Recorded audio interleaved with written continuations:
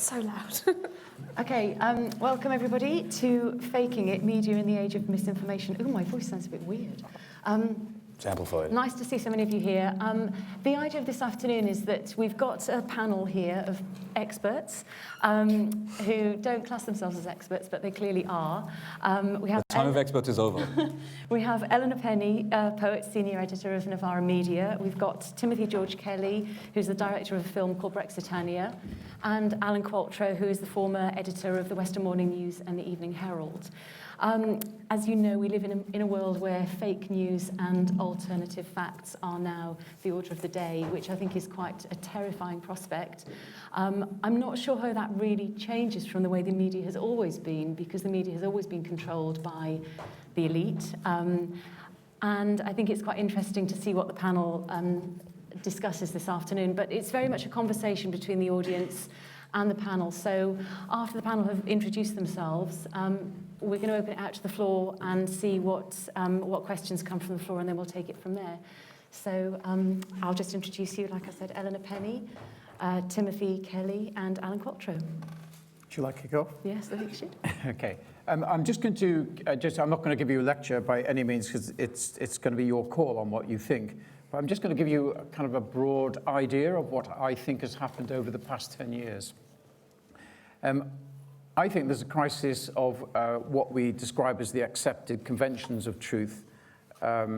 Certainly, our ideas of what was truth has been disrupted by Brexit and Trump's election. And I think there are a number of reasons for this. And from my perspective, the main reason is the disruption of the UK newspapers by the web. I'm not saying the web is a bad thing. I think it's a very good thing, but that it has had certain consequences for the way we communicate. And I think there's just a few of those. I think at the moment there's a paradox of disproportionate power of UK national newspapers. If you look at the circulation figures, in 2009, The Sun sold 3.2 million, and the Mail 2.2, and the Mirror 1.3 million. Last year, The Sun halved to 1.6, Mail 1.49, and the Mirror 700,000 copies. So why are they so powerful? I think the second consequence is the failure of the business model of the local press. The budgets have been slashed. The number of people, the reporters who are working for local press nowadays are a fraction of the way they were even 10 years ago. And I think there's a real issue with accountability, holding local politics to account, and basically supporting communities. I don't think that happens anymore. The focus has gone away from communities right straight onto making profits and cutting costs. And I think if you look at what's happened in the web, obviously you have the rise of social media, which is a good thing, but it's also a bad thing. I think there's issues around algorithms, filter bubbles, false news. I think there's issues around manipulation with companies like Cambridge Analytics, who basically drove the Brexit and the Trump campaigns. I think what has and then in the middle of all of this, of course, you have the BBC, who I think have been far from impartial over the recent election news. And I think that's because they're getting squeezed by their paymasters, which are this Conservative government. It's pretty obvious to me when you look at Newsnight and the BBC regular news, that there's a very biased reporting system going on, I think. That's my opinion. And then, of course, you look at the niche products, and you look to the United States, and you look at Breitbart News. And when you look at Breitbart News, I mean, to me, it's absolutely abhorrent what is being said on that. And out of this came Milo Yiannopoulos, and you need to see what he was saying about feminism. And yet the boss of Breitbart News is Steve Bannon, who's actually the chief strategy maker in the White House at the moment. So I think that's pretty worrying. I think all of this has changed communication. The web has changed communication in the public sphere. I think because of neoliberalism, there's been a switch of language from the state to the market. We used to talk about health, welfare. Now we talk about, and people were judged by what you do. You're now judged by what you consume. And I think that's not a good thing. And I think that switch of language was no more apparent when the Labour manifesto was just issued recently, and Corbyn was accused of going back to the 70s. But since when do you say things about social welfare and the well-being of people? Why does that feel ancient? It doesn't to me. I think it's there. It matters to us. And I think, and the next kind of final thing for me is there's never been a truth in media. It has always been mediated. So say 10 years ago, we all knew that newspapers were biased, but we did have a right of reply. They were not as politicized. And in many ways, you could have a communication with them. But I think that's changed. And I think what has happened now is we all have the means of production and transmission of content. And in doing that, I think now the existing rules of communication that we did have, things like plagiarism, cut and paste, I think that's changed. And I think there are some elements of the web where it goes to news and fake news, basically is the Wild West. But I have no answers. Thank you, Alan. So I'm here to reassure you, I suppose, in a way that doesn't sound reassuring at all, in that I don't think fake news is a particularly new problem. But that's just because it's a very, very old problem, unfortunately. When we talk about fake news, I'm actually not so sure it's a particularly helpful category, because it collapses a lot of shibboleths of fear together, which change a lot depending on whether you're on the left or whether you're on the right or whether you're part of the sort of mainstream liberal media. Fake news is going to look very different whether you're Donald Trump or whether you're someone like any of us. Fake news can either be weaponized, can either be used to pinpoint the... fake news is generally used to identify a conspiracy of power from someone that you don't like, who is trying to manipulate reality for their own ends.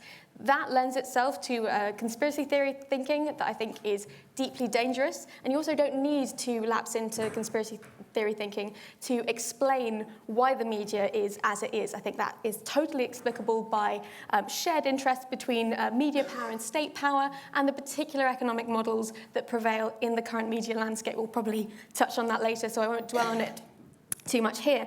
But what I do absolutely think has happened is something that Alan has said, that he said that there was a crisis of accepted conventions of media truth, and that truth has always been mediated. Both of those things are absolutely true.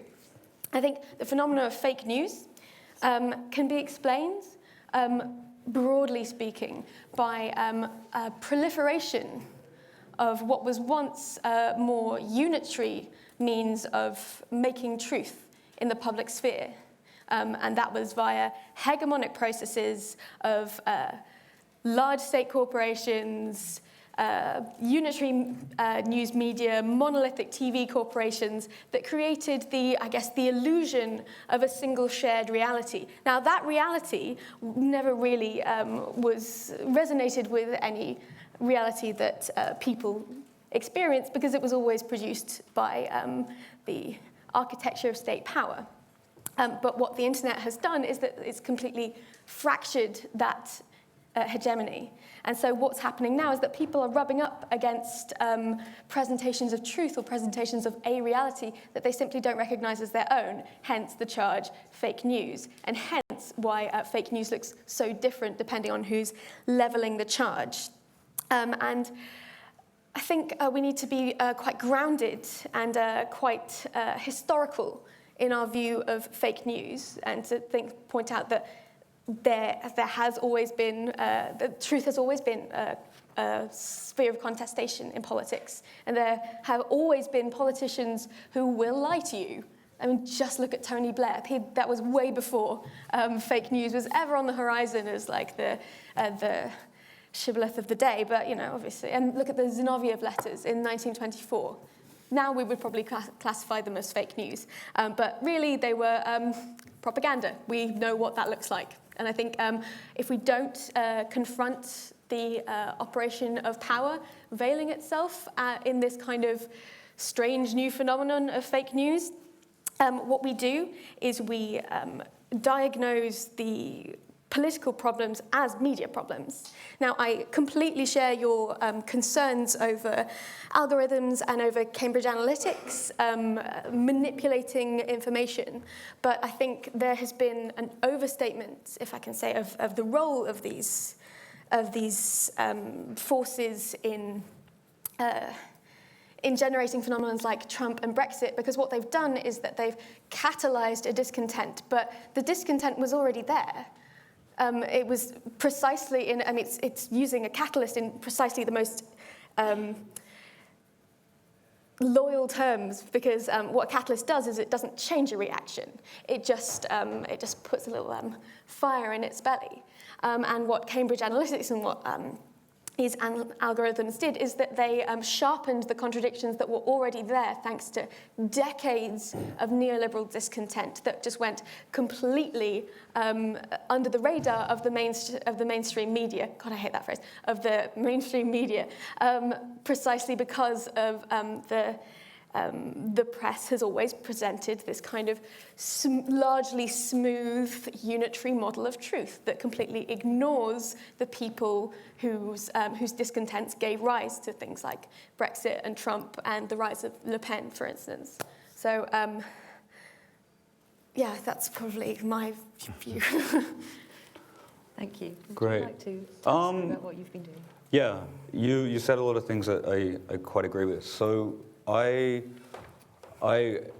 officially, I don't think it is, but it's being billed as the first documentary on Brexit, which is something that I started making with some of the people that are actually probably in this room right now also.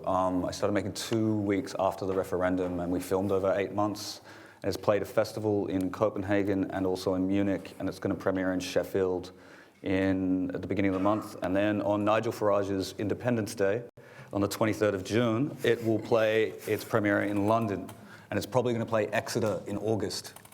One of the largest narrative structures I used as an influence was utilizing the feed that we experience, especially when you're a person like me, who if you look at my Facebook likes and things like this, you wouldn't be able to categorize what I am politically because I'm following some really far right stuff and some really far left stuff.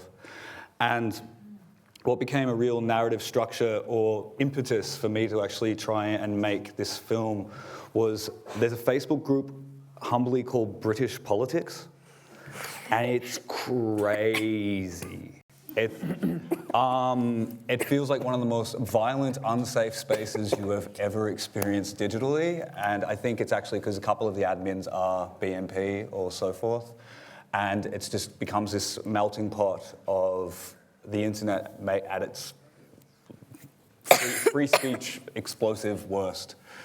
And I guess in regards to this panel, and maybe what might be useful for myself is, so at quite a length, I've probably interviewed, I think I interviewed 104 people across the UK, 49 of which are in the film.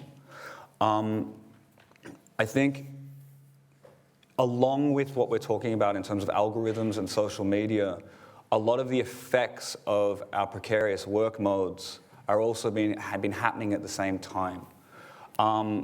And then also the arse falling out of a lot of the old media at the same time.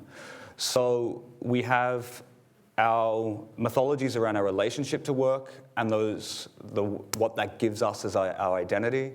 And I met so many people who were struggling with their own personal identity in the face of what Brexit maybe meant to them, or even just politically talking about their material experience of the UK at this time.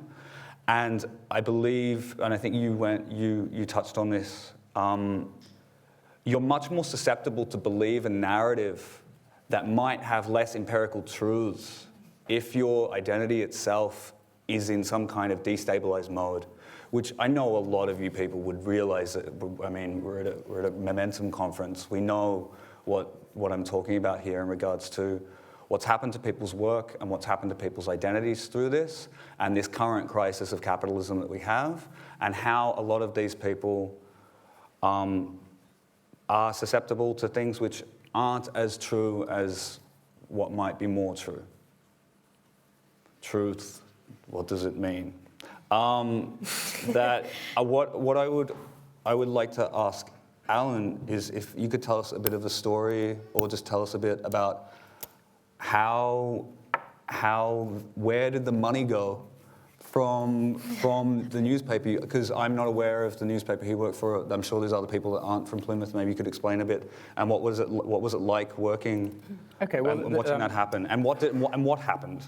Well, basically, the money, when the web started kicking in around about 2001, 2002, and quite rightly, it was a disruptive technology, and there's absolutely nothing wrong with that. Then newspapers used to make their money by advertising in, say, housing, jobs, and general sales stuff. So around about 2002, 2003, we used to produce quite big papers, but the cost of the newsprint that would take to actually hold the words was actually greater than its sales cost. Mm-hmm. So adverts had to be sold and published in order for the newspaper to make money. So that was a crazy start. And I think at the beginning of the outset of digital media coming in, most newspapers split their divisions into two. And one was the digital operation and the other was the print. And obviously you had infighting to begin with, and the digital initially won over, subsidized by the print. And there was an idea that was around in the late 90s that the internet would be free. But of course that's economically suicide for someone who has to pay to produce words. So we had a combination of factors coming around. In Plymouth here, we produced, we actually constructed the very first multimedia newsroom in the UK, in the regional press. But then we lost out to the dinosaurs of Northcliffe newspapers, and it was taken from us. And then we therefore had no control over what we could do. And gradually, the first thing to go was the job situation, vacant adverts, and they were hugely expensive in newspapers. And of course, someone was going to build a platform to take it away from us. Then housing got split with companies like Rightmove, and then Craigslist mopped up the rest. So over recent years, newspapers are basically making their margin by cutting costs. But it's declining every year. The turnover for the Herald Group in the Southwest would have been around about 120 million a year, which is a big business, with a profit of around 10 million. I would say it's a fraction of that now. How do you think that's influenced the community, and what happened to the news? Well, I think it. Well, these guys will tell you, or I can't tell you. I can only tell you what I think. But I used to put a reporter in every different council ward, and that reporter was responsible for reporting council business. And there was to and fro, and if a story was good, we would put it higher up the agenda. So there's feedback. We ran campaigns, a lot of campaigns. I think we held the council to account. But I don't think, though you may tell me different, because I don't read it anymore, I get my information elsewhere, I actually don't think it connects that well to making the challenges. When I see it, I don't like what I see. I don't think it's got a backbone anymore. But I might be being unfair. You guys will tell me you love the Herald. Can I quickly ask a show of hands? How many people here read the Herald, either online or in actual print? Yes, actually, more than I thought. Yeah. It's not a huge amount, but it's still more than I thought.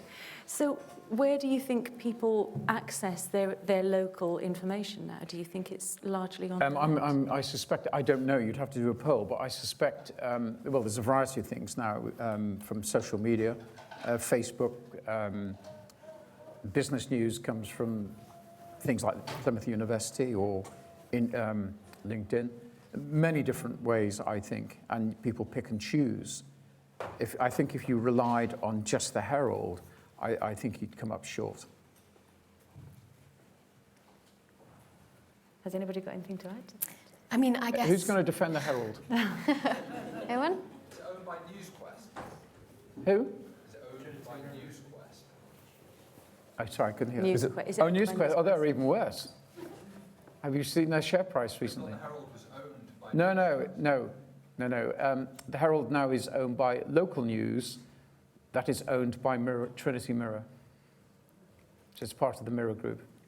I mean, I guess it's part of the problem, right? Because a lot of talk about the paucity of media coverage and like the crisis of the press. A lot of the attention there focuses on the big papers, which are bleeding ad revenue, as you've pointed out.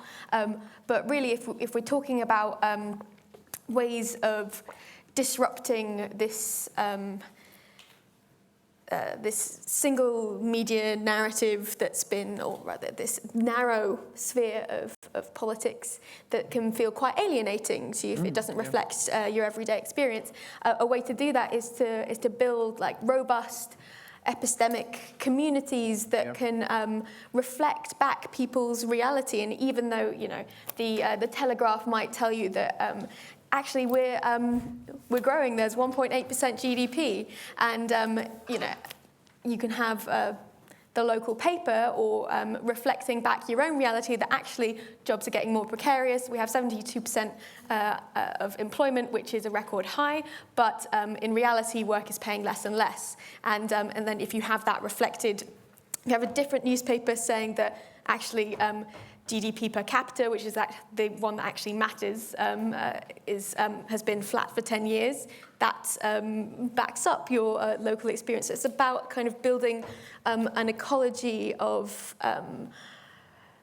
media outlets that really pay attention to people's experience, and it's also it allows for people's stories to be told more as well. So you can get the stories of people who are struggling, and it's not this kind of hyper focus on the intrigues of Westminster, which apart from being myopic and a lot of the time irrelevant, are just so just gut-achingly boring. It makes me want to cry. A local newspaper should simply be a mirror to its community, and to be able to hold outside forces to account. And that you do that by connecting to your community and you talk to them. And I think if your goal is to get more ad revenue and you are on the internet, the best thing you can do is to make sure that as many people click through on your article as possible. And I occasionally give media training to activist groups, and the key thing is how to make your action as big and as splashy as possible so it gets the most shares possible. Sometimes that can actually stymie the sort of quite boring but very necessary work of community building. But still, this is the lifeblood of modern advertising revenue. And what that means is that it's really not worth going out and doing careful, thorough reporting on sort of a small community energy project. It might be very, very worthwhile politically, but it's not, it's not going to get the clicks because it's a local interest story, because it's not particularly shocking or controversial. And so it's geared towards the production of shock jocks like Milo Yiannopoulos. I actually choked back his name there. And it's also, which is, I think, the thing that's more dangerous here, is that it's geared towards novelty.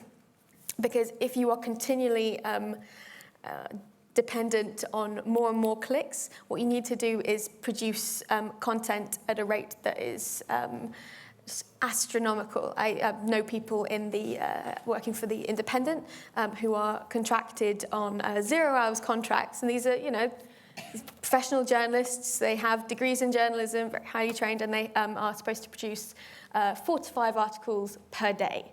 You cannot do thorough research on articles when you're producing 4 or 5 articles a day.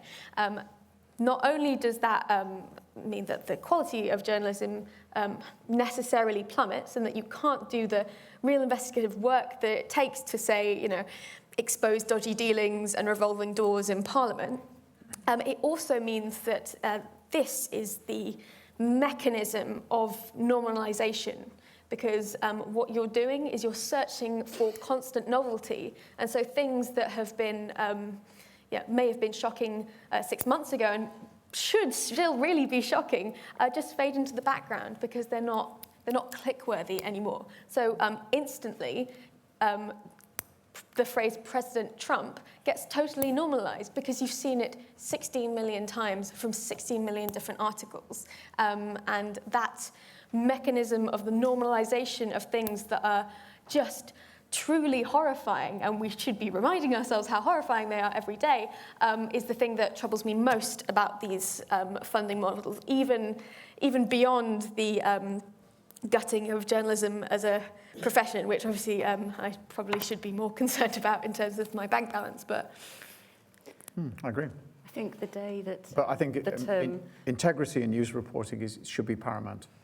Absolutely. Yeah. And I think this is where I guess the British press likes to fancy itself more classy than the American press, because the thing that sort of transmits across the channel is things like Fox News and like talking heads shouting at each other. But actually, if you look at the work that's being done by the press in Chicago or the Washington Post or the New York Times, it's not like they've escaped the curse of the death of print media.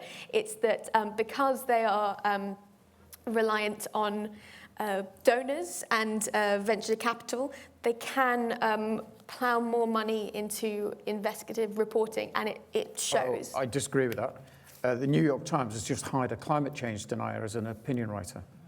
I mean, money is being paid through by lobbyists. I'm not saying that that their reporting is good or relevant. It's just that the way that they can apportion time presents a horizon of possibility for good reporting that is not available to other funding models. Climate change. The moment you have sponsorship of newspapers, it just used to be called reporting. Yeah, you would think. I mean, look at the Indy 100 side. But have people seen that? You go on the Independent, and there's like a scroll down of news stories, and half of it is like, a squirrel wearing a funny hat, or like a celebrity, having boobs in public, that kind of thing. It's total vapid nonsense, and but it gets the clicks. So, do you think that's new in media, though? That's the question I'm quite interested in. I think it's the patterns of reliance, because. What does that mean? The patterns of reliance. Well, I mean, I think that the Independent is now reliant for its funding on stories like this in the way that it wasn't previously, and again, I got nothing against squirrels and hats, but it's more demonstrative of the way in which the economic models of newspapers and the way that they're trying to salvage themselves steers the conversation away from in-depth reporting. And this, coming back to the fake news thing, this is why people are so willing, in one sense, to run with lines. When Kellyanne Conway comes out with things like the Bowling Green Massacre, Bowling Lane Massacre, whatever, it didn't happen. But the fact that it was so outrageous means that people will print it, irrespective of whether it is true, because that is where the economic incentives lie.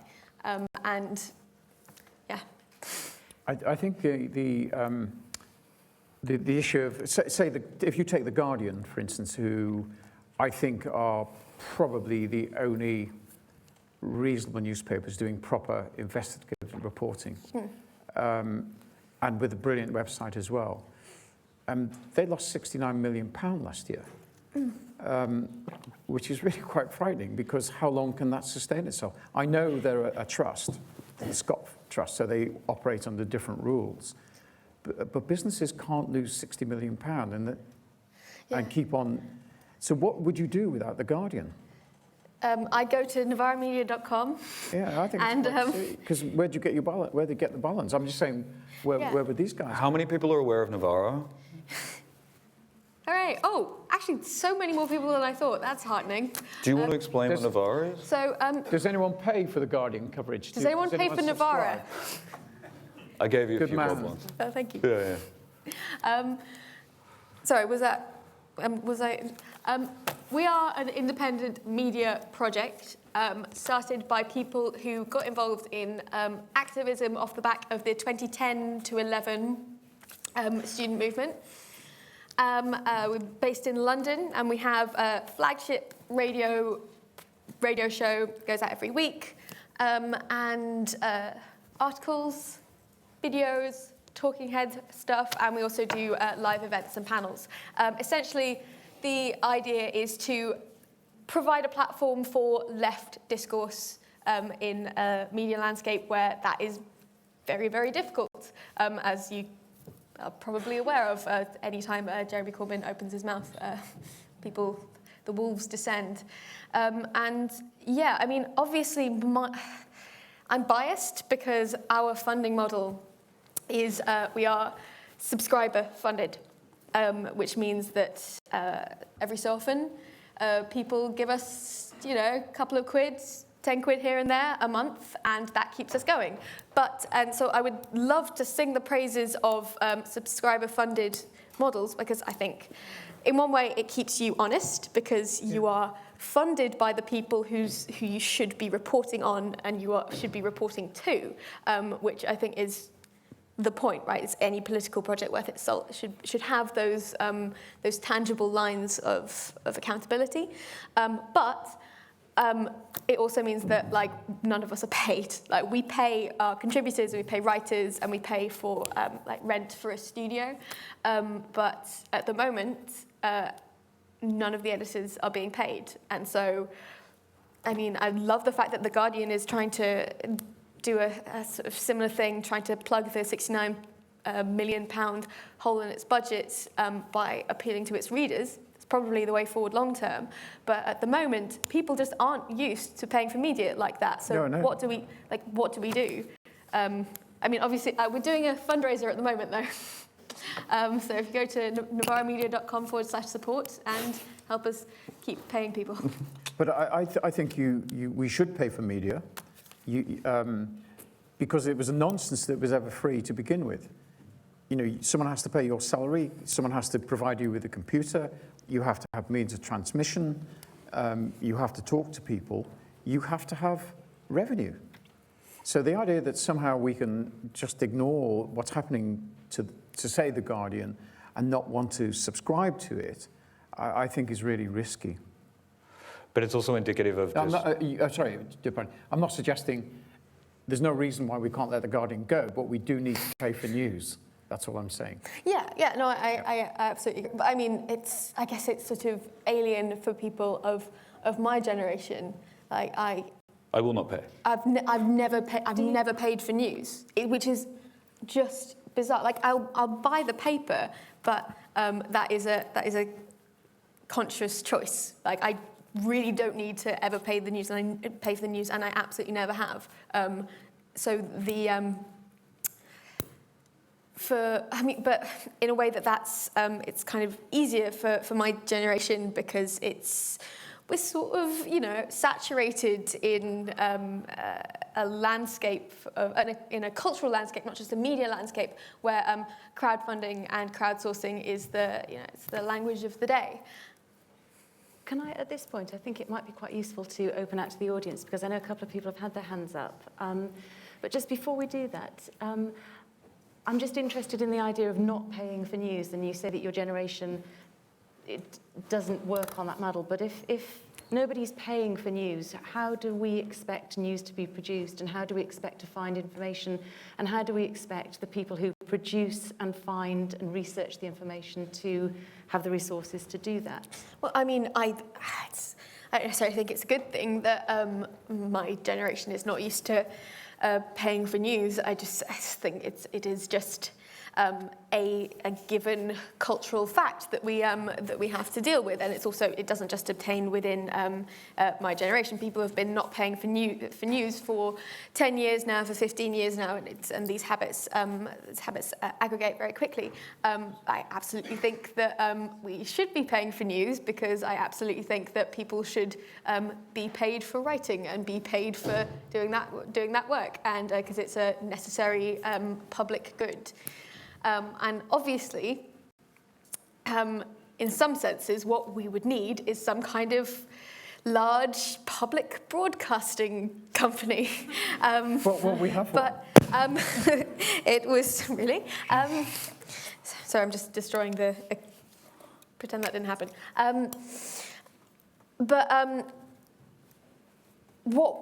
Okay. If there was some kind of central funding that was available not just to a monolithic institution like the BBC, whose pretensions towards neutrality I have beef with.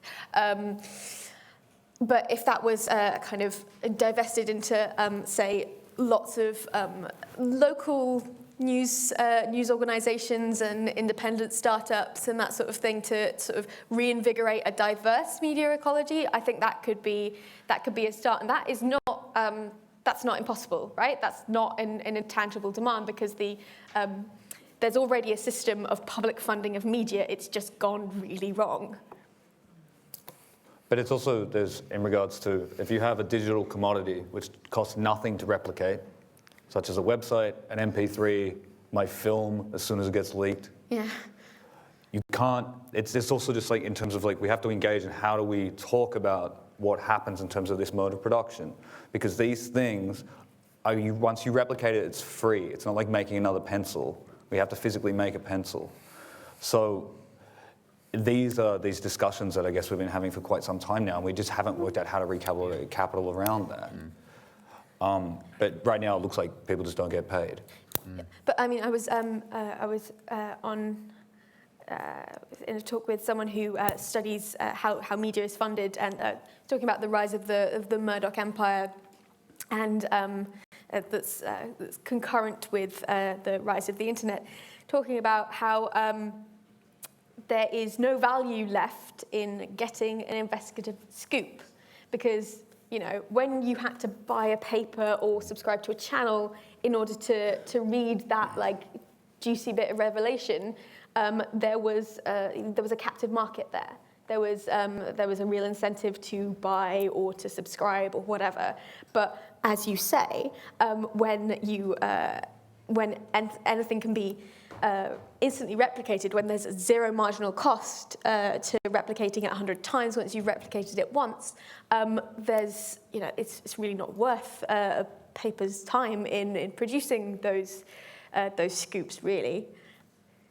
So how do we take back control? How do we take that control? Except for branding, because if a newspaper does get a scoop and it's followed up by other newspapers, you have to attribute the source. So it's quite useful. There's a law against that. You do. Can I just say, there are some microphones roving. There's a question here, third row, and can we get a microphone down here, please?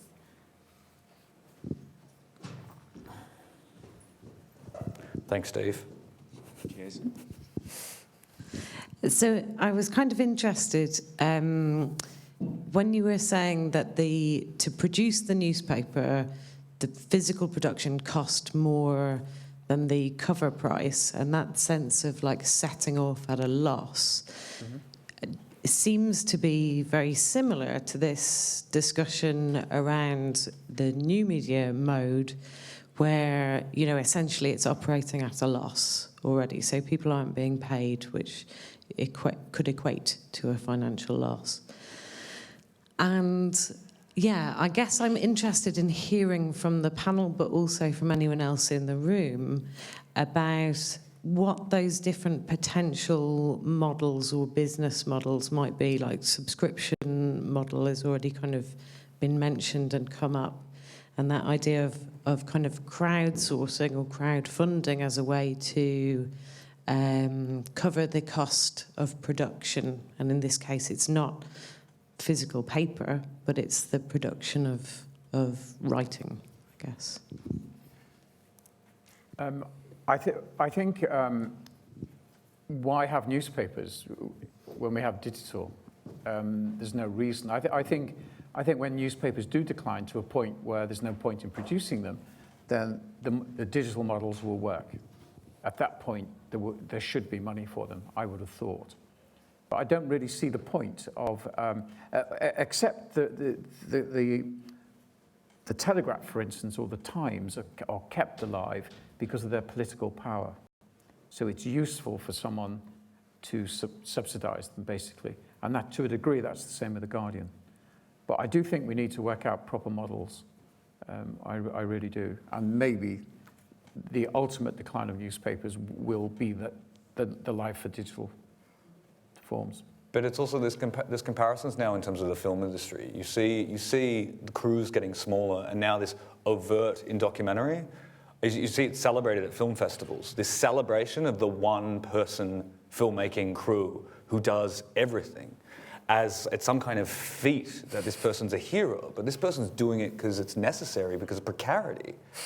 So it's also everyone just like engaging with the models that we're dealing with, right? Mm. And that raises issues of truth, doesn't it, in terms of interpretation? The smaller the units get, the less kind of scattered are the views, I think. So I think there's real issues for the way we resolve this, on how we get proper reporting, how we can tell. I mean, at the moment, we have knowledge, information, and propaganda blurred into one big mess. How do we discern those differences? And the problem of funding is obviously a key political problem as well. I mean, I'm very, very cautious of the need not to collapse the problems of media entirely with political problems. But if you look at the treatment of any leader, especially a prominent left-wing politician, who suggests things like the regulation of the press, particularly introducing tighter controls on press ownership that would directly threaten Rupert Murdoch's profit margins, they get hammered by the Murdoch press. That is a problem, because what it does is when the horizons of possibility are still largely determined by traditional media, by radio, by TV, by the sort of big 6 or 7 newspapers, the horizons of possibility are determined by the particular profit motivations of one 80-something Australian dude. That is a very big political problem if we are going to call ourselves a democracy. The BBC had an inquiry about their Brexit coverage editorially, and it concluded that they didn't ask the right questions, didn't interrogate people like Nigel Farage for fear of the criticism that they would get from the right-wing press. And I think when you get to that stage, you begin to worry, because the BBC's remit, its legal remit, is to be fair and impartial. And yet they seem to think now that they're part of that melee when they should be separate. We've got another question from the gentleman in yellow. I want to challenge the notion that all this is free media, really, when it comes out in digital form. There's a limited amount of time in every day, and what that free media does is, whenever I go onto it, it scrolls down the side all sorts of ads for things which I might have looked at in the past and might be thinking about buying. So what it's doing is it's consuming my time in the same way that if you watch a commercial television channel, they put ads on there. Now, in the past, I'm sure the Herald used to have its placements for advertisements, and you paid more for the top left-hand corner or whatever it was. And so this isn't entirely new, but you don't get a free ride by going onto a lot of these free sites. What they're doing is subtly selling you something else, and they're building up logarithms of your purchasing habits or information about you, etc. So you've got a limited amount of time. You might be looking at this, that whilst you're looking at this, they're trying to sell you all sorts of other things, consuming your time and putting ideas into your head as to what you might or might not need, which is what advertisers are doing all the time. But also, we aren't necessarily paying for the investigative journalists, which actually undercovers difficult stories. You might be looking for sensationalism, and that sort of dumbs down some of the quality of the press. And it also probably means that there's a dispersal of conversations going around so that there isn't a shared culture, in the same way that when millions of people, we're not going back to it, but when millions of people used to buy popular papers and the Mirror sold millions and the Express sold millions, people had a certain amount of shared culture. That is likely to disappear, and with that some of the bindings which mean that people can have a dialogue as a community. I don't know how we arrest it. But I sort of might challenge your diagnosis of the shared community of the, say, 30, 40 years ago, when there was this kind of hegemonic governance of the media landscape by a few kind of big media corporations. Like, yes, it absolutely did create a sense of shared reality, but I'm just not so sure that that sense of shared reality was necessarily something that a valuable political project could be built upon.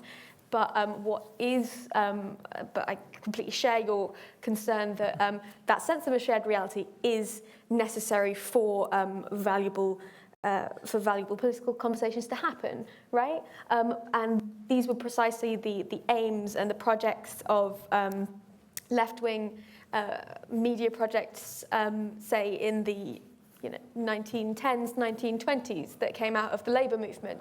Look at like the first iteration of the Clarion, which had massive readership. What it was there to do was to build up a sense of reality that could resist the hammering that the labour movement got in the mainstream press, and it could reflect back people's reality, saying, no, you are in the right, you have people behind you, that kind of thing. You talk about your browsing history on newspaper sites or what have you. Cambridge Analytics, who were behind Trump and Brexit, what they do is they scrape all your data and not only analyze it in terms of voting intention, but also of psychology. And they link that to your social media profile. They then look at marginal seats where a 1% swing could take it in a particular way. And then you will find you will be bombarded with messages and adverts to swing seats. And that's exactly what happened at Brexit. So everything you're doing on newspaper sites now, in a sense, is creating issues further down the line for if you voted for Brexit, good luck to you. If you didn't, you got lumbered with your browsing history or the browsing history of other people that determined where targeted messaging and adverts should be. So it's quite insidious in a way. It's very clever political maneuvering, I think. But I think it is an issue, and that keeps being back to truth. I have another question here on the third row. Hello, I came along to this talk because I'm really interested in the idea of propaganda, fake news. And for a long time now, I really agree. I use the word propaganda, and I've stopped buying any mainstream papers because of the propaganda that I think that they're issuing out, especially against Jeremy Corbyn and left-wingers. And it's like I will go into my local supermarket, scan the headlines, and it's like I'm living in a different world, to what they're reporting. And so my question was, one, even to the... I used to think The Guardian was a great paper since the Iraq War, and how they backed out everything Blair said. I've stopped, I think there's some good reporters in there, but I would even question that The Guardian is much of a critic, except for odd reporters. And so I guess my question is, now I go on sites like The Intercept, and I think for me, the whole concept of investigative journalism has just gone, in any mainstream papers. And so I'll look at a lot of American things like Chris Hedges to kind of try and get an overview of what's going on, Jeremy Scahill. So I wonder if you could recommend any sort of website. I don't know if your website reports stuff like that. And there's also the thing about the kind of whole dumbing down, of the news, of the newspapers, and it's really interesting because I've been reading some stuff about, the dumbing down actually of populations, and what you're saying about The Independent, they're clicking on, stuff like a squirrel, in a pair of pants or something, and it almost seems like this whole thing of mass information, disinformation, is really quite powerful, and I'm sure you can see that. With going out canvassing for Labour, a lot of people will swallow the whole thing. What's reported in the press about Jeremy Corbyn's a weak leader, and so I suppose those are comments really, and.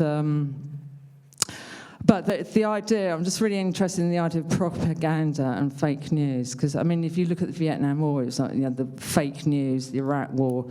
I think that it's quite interesting why they're calling it fake news now, when it's always been there, to sell issues and, to kind of get the public on the side to go for a war, So... I think there is a sense in which we should be reassured, because whilst there has been a kind of sensationalization of press, I think there is also a sense in which that's concurrent with a historical trend in which people are more literate than ever, and people are reading and writing all the time. So I have a lot of, I believe, well-grounded faith in people's critical faculties if they are exposed to enough different points of view. I think, and I think any democratic project worth its salt should take as axiomatic the fact that people are perfectly capable of critically analysing the media they consume if they're given the right tools, and our job is to give them the right tools. And I share your concerns in terms of the elision of the categories of fake news and propaganda, right? Because it kind of wrenches our historical period from what's really a long tradition of media manipulation by people with vested interests. That's not in a conspiracy theory way, it's just people pursuing their own interests with the tools they have available to them, right? But in another way, some of the people who are most concerned about fake news are liberal journalists, because they're concerned that fake news is a product of when the plane of contestation for truth is opened up to everyone. Like, the unwashed masses can now have their say, and that's kind of terrifying if you're Nick Cohen. And because there's no place for you anymore. Like, people don't need this sort of patrician journalist to come in and interpret the truth and then convey it to the uneducated masses. There's this, this horrible, scary mass of many-to-many modes of communication, not just like top-down, one-to-many communication. So I think a lot of the fear-mongering over fake news and a lot of the urge to make it something different than propaganda or just bad journalism comes from that fear that the traditional lines of power are being disrupted, and that the traditional role of journalism in that has been undermined.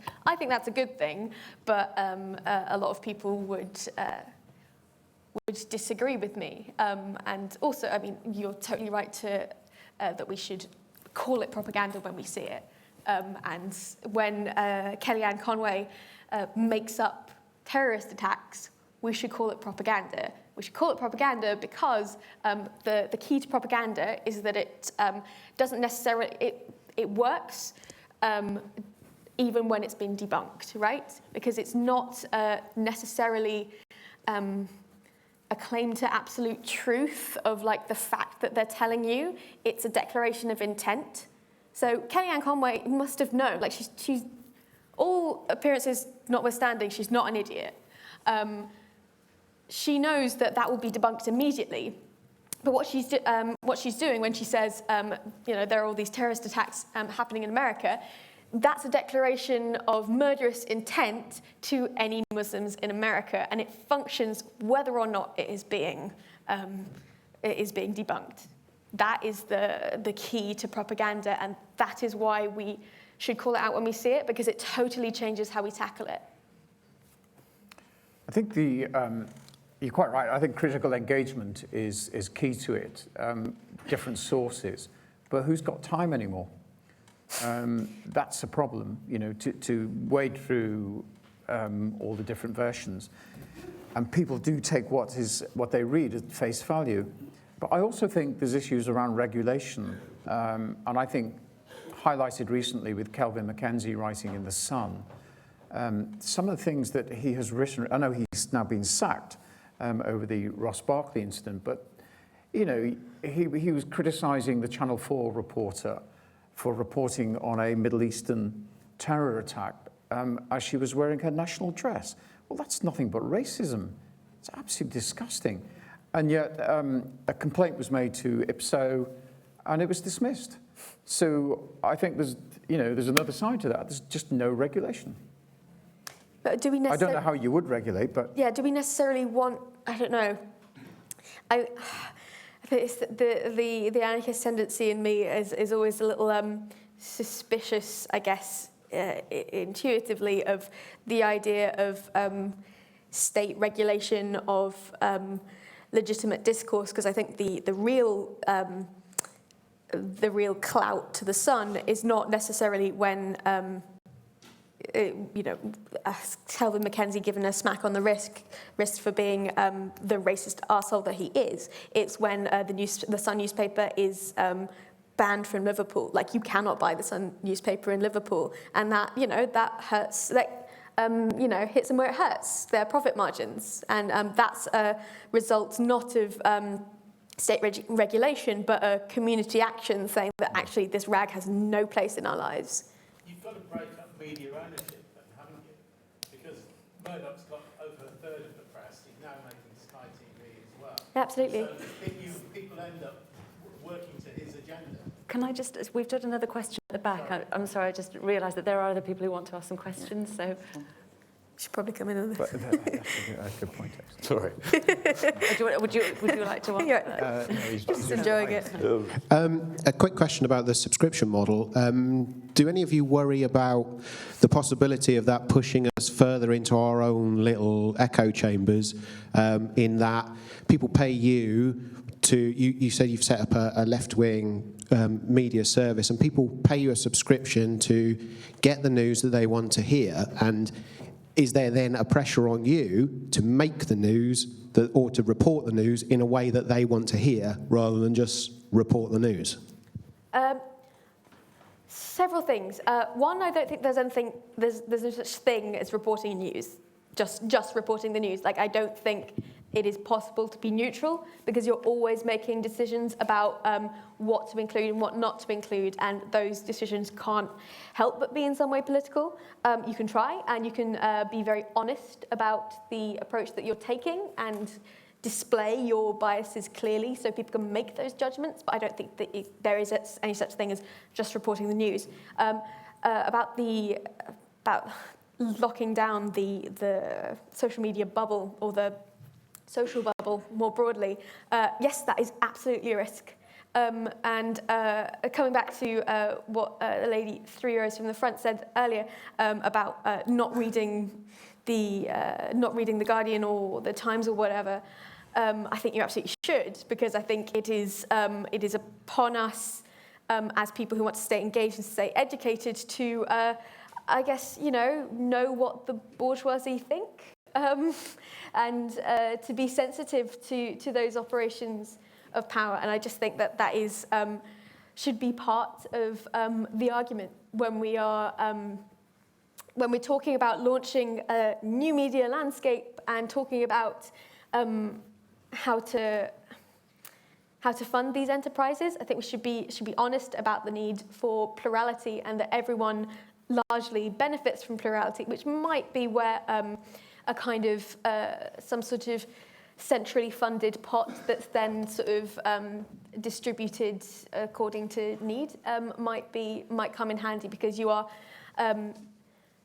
making the choice to pay for your media, but you're not your particular preferences aren't the final say on what media gets funded or not, if you see what I mean. Because we have had people unsubscribe from us because they didn't like some of our reporting. For instance, a lot of our all of our editors, myself included, come from an activist background, and we all still do activism and report on activist communities, and a lot of activist communities are very hostile to Parliament. And so when we published a piece by Diane Abbott, I think we got 2 people emailing in and said, this is not what I signed up for, this is not what I want to fund. Obviously we didn't pay her, and they thought we paid her, but yeah, so that is absolutely something that we have to be honest about. So, yeah. I think it's relatively straightforward for a local newspaper to have a neutral agenda, because the only thing in common amongst its subscribers is geography. But I think it then gets very difficult if you have a specific agenda and you have subscribers, because you're obviously going to want to feed them what they want to read. And then I think that is a really tricky editing job. But I asked you earlier today, you said there were times where you were asked from local councillors to... Oh, yeah. How is your writing influenced or assumed to possibly be influenced, or maybe pressured in your career locally in terms of your paper? We had many instances where we were told that we would lose advertising. I had quite a lot of difficulties with the council here, but we never backed down, ever. If we lost advertising, we lost it. And there was lots that the council didn't like us writing about, but we made it very plain that we were holding them account on behalf of our readers. Mm-hmm. And they had to get over it. It's as simple as that. Over what era is this? Pardon? Over what years? Because I guess it might be more relevant for people in Plymouth, like in terms of... Well, in the sense that there were things, there were issues around occasionally policy or redundancy or groups that would be marginalised or hurt. We stuck up for them. Mm-hmm. No, it wasn't political in the sense that we were left or right. We weren't, but we could see something happening to a group of the community, so we stood up for them. Sounds a bit left. Well, yeah. You're caring about people. Yeah. You're caring about care people, about our community. Yeah. But the fact is we have Totally venal, which is... So yeah, that is in a sense it's political. You're a communist. But we were not. But we would criticise the Labour Party here as much as when the Tories were in. Yeah. Yeah, that doesn't mean you're not left wing. No, but I was able. Well, no, of course not. But but I still took a view on how. I know it's a little bit like playing God, in the sense that we take a view on what the community wants. But we were talking to people, and we were getting views all of the time. We were. There was always a feedback, and we normally got it right. Though these guys may say we didn't, but I don't know. Anyone? This is up to 2007. There's a guy right in the back row's had his hand up for a while for questions. Oh, sorry. Oh, yeah. I'll come to you next. Yeah, Hi.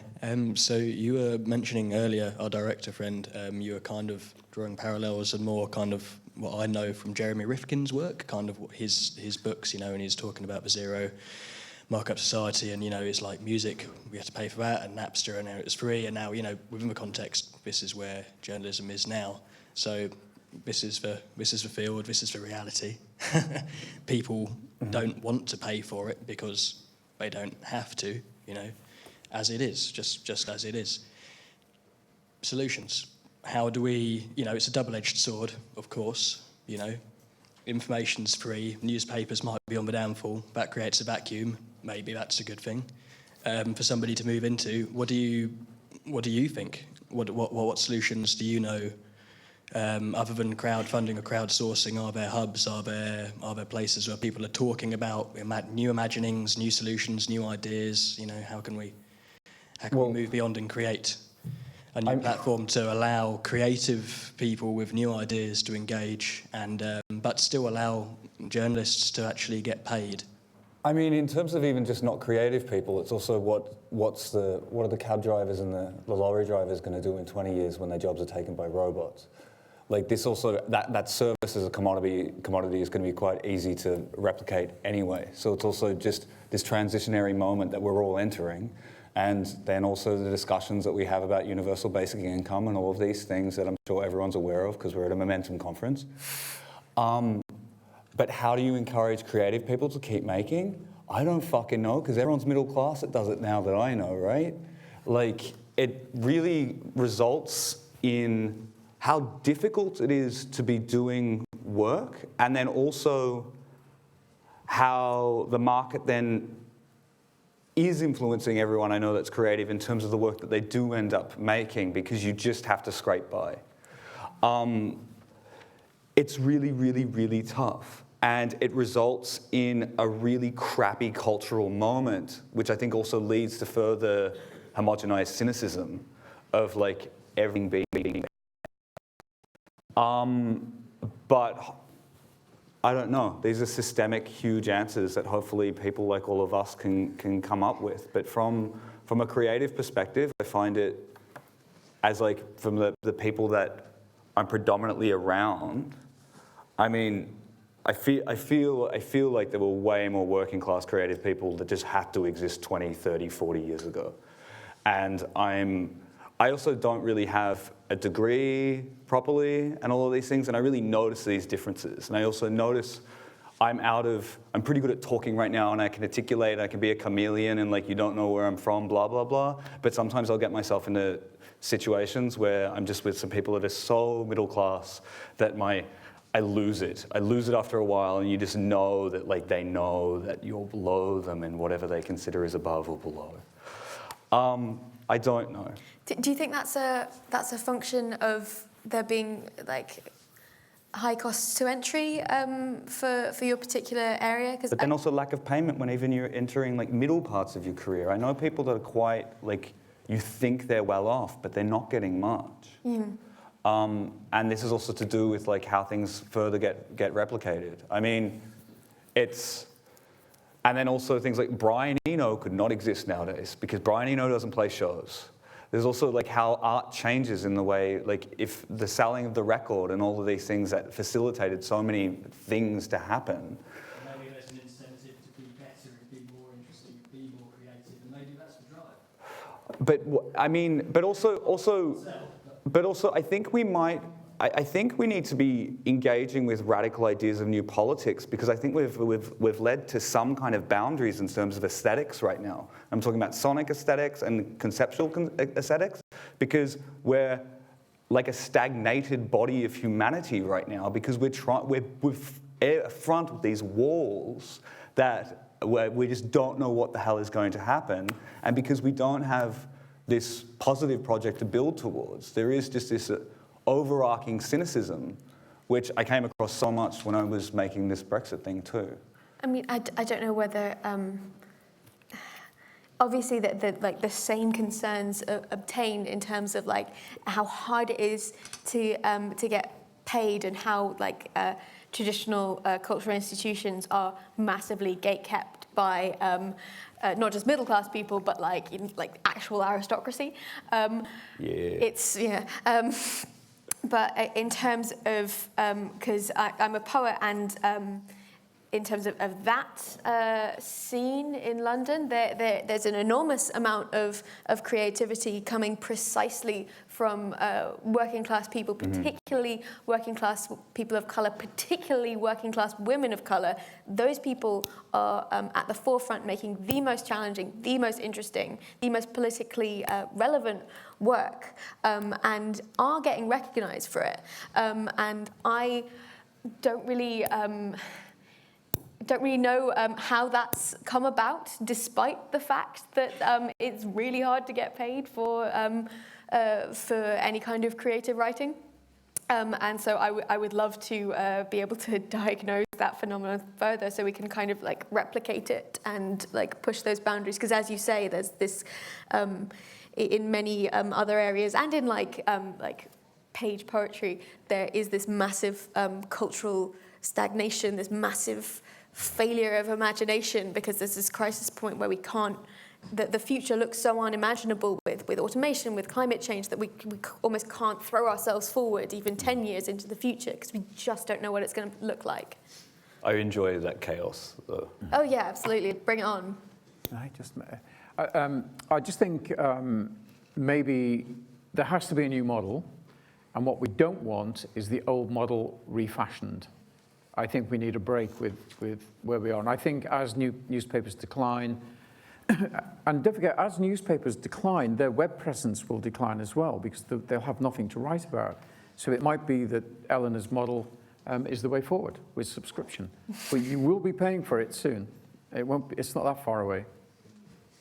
Okay, with a question here at the front.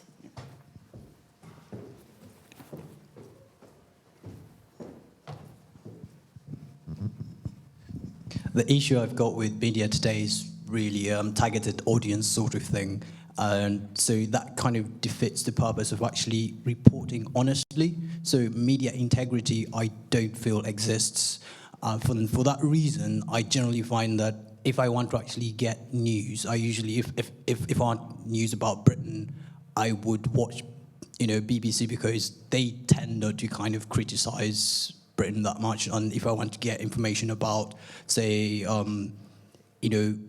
Iraq or Iran, I'd watch, Al Jazeera, and that's because, every faction has got their own way of, viewing life and, presenting news, and you're sort of in media sort of, telling half truths about, events that are happening. Always kind of all. It's all agenda driven in a sense, and you talk about the issue of creativity. There's people are very creative. It's just that to be able to actually get the platform to actually present what you've got is a different story altogether. Mm-hmm. So how do we as a society try to actually navigate through all this bottlenecks, if you like, to actually make sure that everybody gets their view listened, heard by the community at large?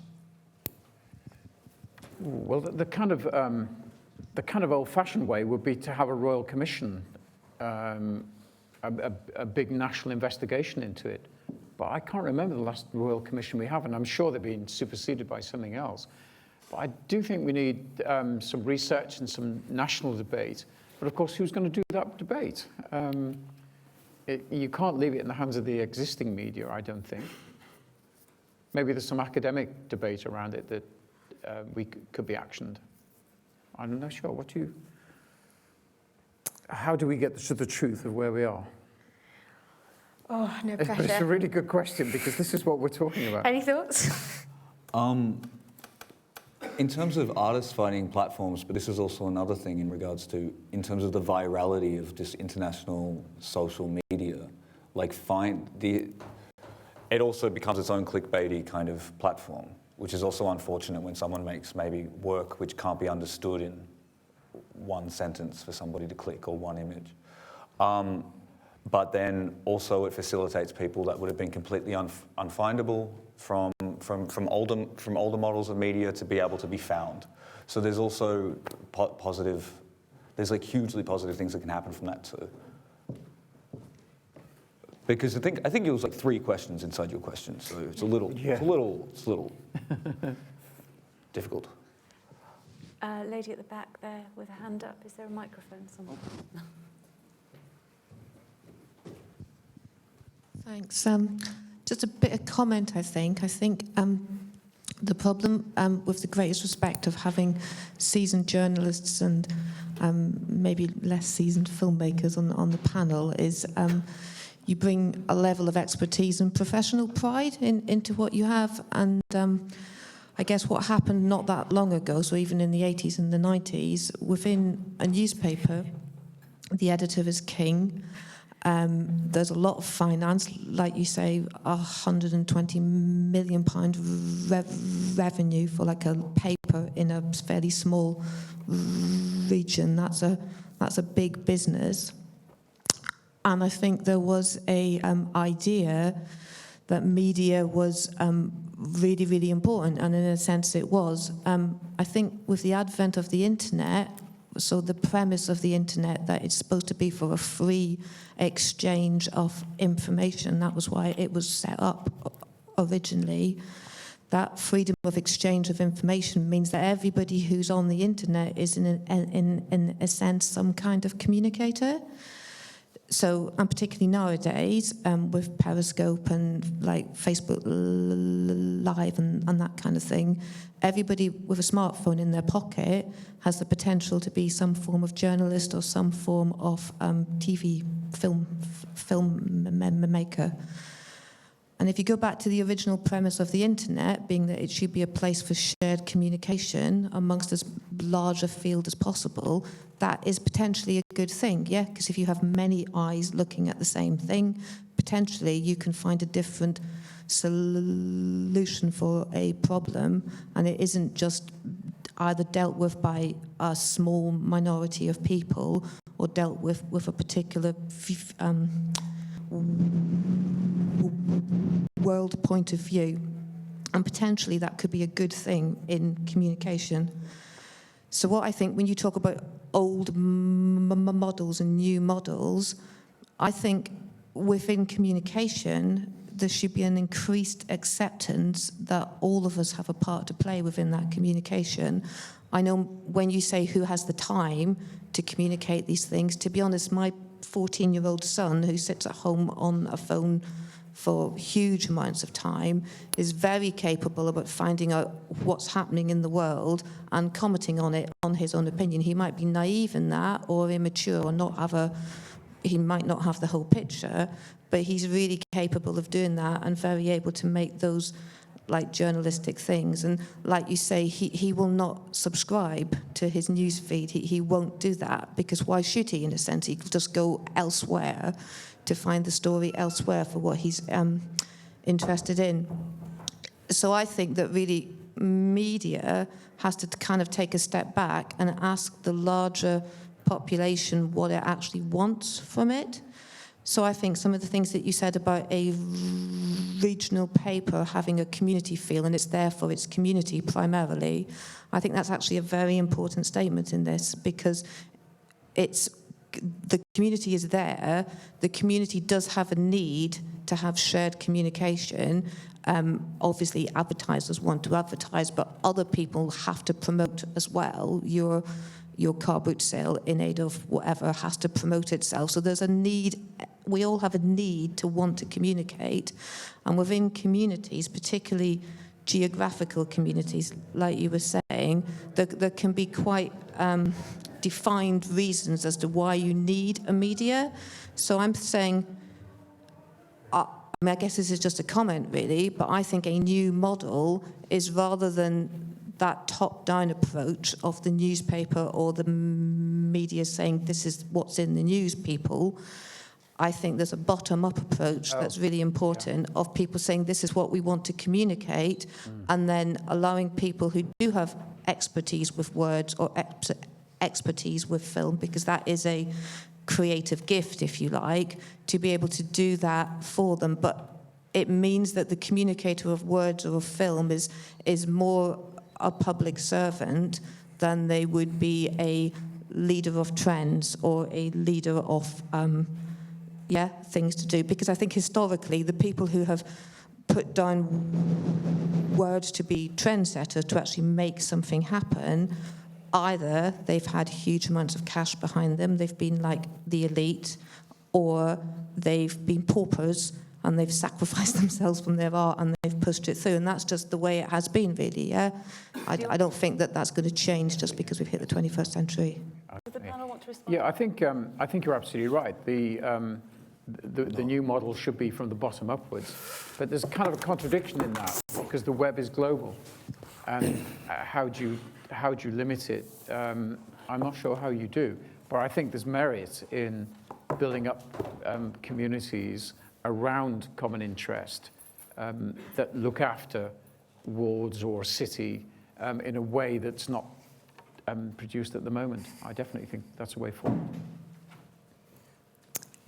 Yeah, I mean, I think you're totally right in your diagnosis of what needs to happen in response to this sort of proliferation of the means of production of knowledge, essentially, because precisely this sort of I hesitate to call it democratization because I think that's overblowing it a little bit. But the spread of the internet has meant that, despite a lot of hand-wringing over the fact that like teens today are always on the internet, that means that there are historically unprecedented levels of literacy and critical skills amongst this population, which, if we're honest with ourselves, we should be embracing, right? Because these are the people who are going to be facing down precisely these phenomena that have cropped up every so often during the discussion. Automation. Also, the young kids are really good at perceiving what is fake news. I'm sorry to say, it's the older population mostly that is falling for this shit. Because they're saturated and have They're been really grown up. Smart. Also, like. Okay, so I was, mental maths here, everyone. I was 10 when we went into war with Iraq. The moment I became aware, ever since I've become aware of the existence of a political sphere, it has been in the context of of politicians lying.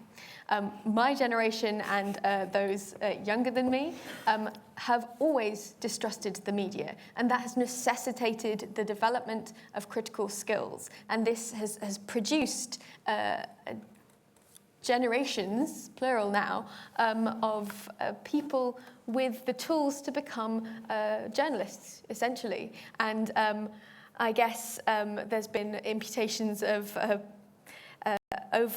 having too much pride in one's industry. I really don't have much pride in my industry, partly because I have like 3 industries, but so it's just hard to partition off pride there.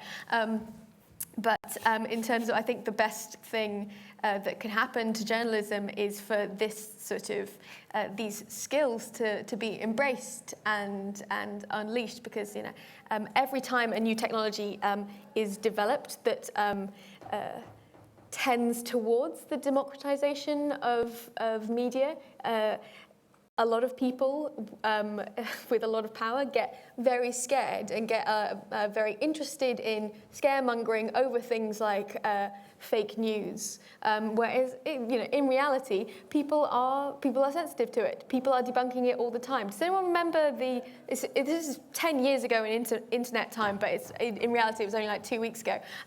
There was this story that there was a lesbian Chinese couple had just become the wealthiest couple in history. Does that ring a bell? Anyone? Sounds amazing. Yeah, it sounds amazing, right? It's obviously total nonsense. Oh, no. But because gay marriage isn't even legal in China. It started off as a fanfic from, and then someone took a photo of 2 women who were in a girl group together wearing kind of bridal-y dresses. And and then, sorry, it was so ridiculous. And then it kind of spiraled out of control. And as a joke, someone said that one of them had murdered her husband and gotten away with it in order to enter this marriage. It was a joke. And people, like Chinese teenagers were the ones who were very quick to point out that, like, hang on, you guys, that this doesn't ring true. Gay marriage isn't even legal in this country. And so people aren't idiots. And by the time it even broke as a news story, it had already been debunked. And so having a little faith in the possibilities of this many-to-many transaction of communication and of information, I think does a lot to not only allay fears about fake news, but to provide the seeds of a media that isn't so imputed with the distrust that has given rise to fears over fake news. I'm being told that we have to wrap it up. I think we've overrun, so Is it possible to make a point, please? It just needs to make two minutes. If everyone just stays for 2 minutes. If it's really quick, because there's somebody else coming in. Yeah, basically, we've got a scheme in Totnes to house the homeless in yurts, and we want them to also help make the yurts. So we want to gather people together and also to make protests about executive home building, where the government allows all these developers to create housing for better off people, but not for the poor. So we want to make quite a big impact on that, and we're just hoping that some people here will give us the support as well. If anybody wants to come up, I can give them some more details, phone number and so on, contacts. Have you got a website? We need especially canvas and ropes and things like that. And I've got workshop space for the homeless to go in there to make the yurts for themselves. And then we're going to occupy some ground near Totnes and make a statement, and hopefully other places as well. Thank you. Can We've got 25,000 homeless in Plymouth now, I point out. People are often sofa surfing, that sort of thing, and often they can't vote. So their voice needs to be heard. Yeah, I think it's a really important point, and I think if anybody is interested in that, can you find these guys afterwards and have a chat with them? That would be really great. But I'd like to thank the panel. All of them have been amazing this afternoon. I think it's been really informative and really challenging, and lots of stuff to go in and think about. So thank you very much. Thank you. Thank you.